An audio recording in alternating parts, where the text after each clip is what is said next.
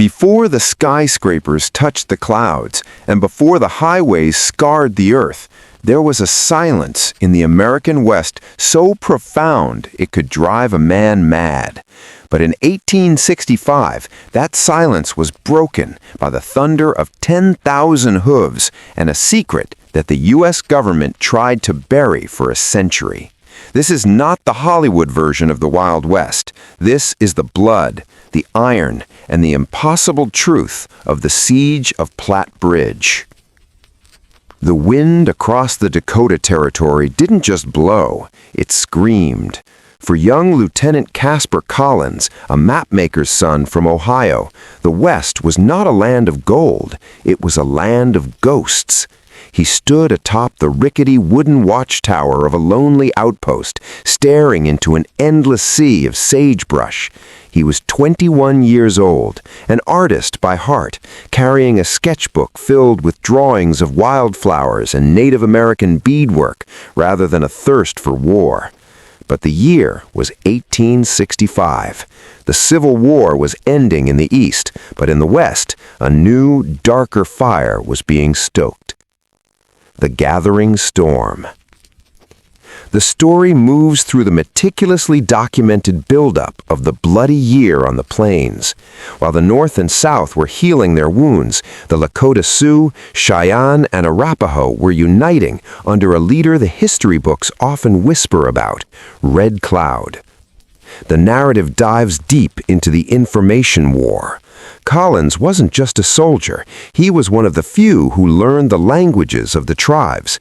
He realized that the savages the newspapers described were actually a sophisticated diplomatic machine. The tension builds as the U.S. government ignores the warnings of the men on the ground, obsessed with the expansion of the telegraph line, the talking wire that would connect the Council of War. By July 1865, the high summer heat had turned the Wyoming plains into a tinderbox.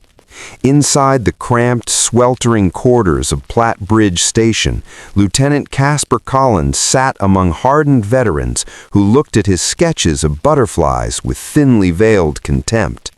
They saw a boy. The Lakota and Cheyenne, watching from the ridges, saw a target. News arrived via the talking wire, the telegraph, that a supply train led by Sergeant Custard was being hunted. The commanding officer, sweating and panicked, ordered Collins to lead a relief party. Every scout in the fort knew it was a death sentence. The hills weren't just hills anymore, they were moving. The grass was alive with the feathers of 3,000 warriors, led by the brilliant strategist Roman Nose. The charge into the sun.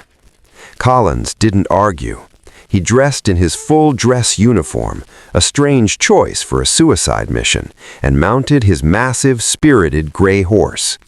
As the fort gates creaked open, the silence of the prairie was shattered.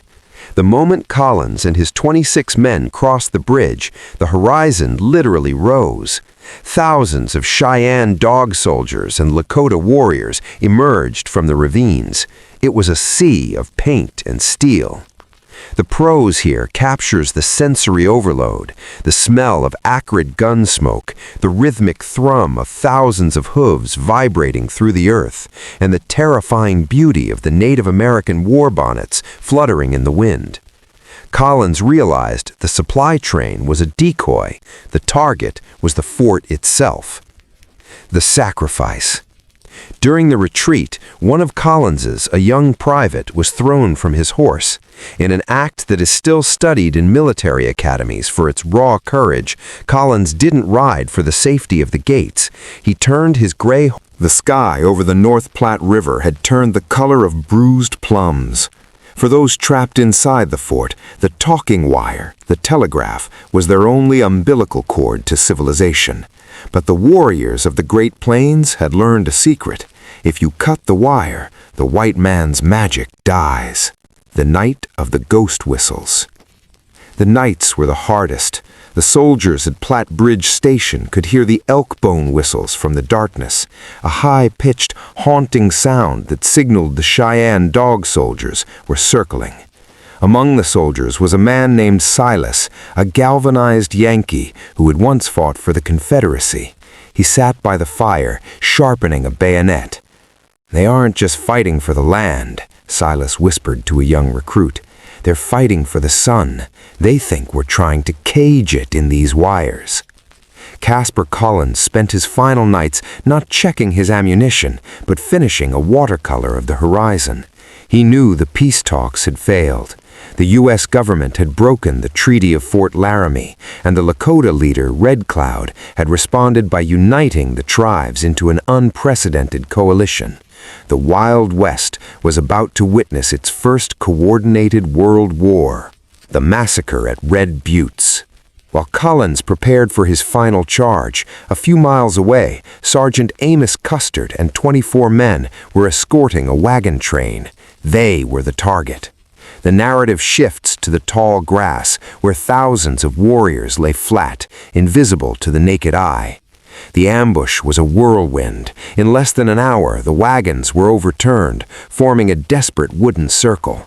The soldiers fought with the new Spencer repeating rifles, but the sheer volume of arrows was like a localized storm. This scene highlights the brutal reality of 1860s warfare. The sound of wood splintering, the smell of burnt grease, and the terrifying realization that there was no retreat. The last ride of the artist soldier. When the news reached the fort that the wagons were under fire, Collins was ordered to ride. This is the heart of the tragedy. He knew it was a tactical blunder. He knew he was being sent to die.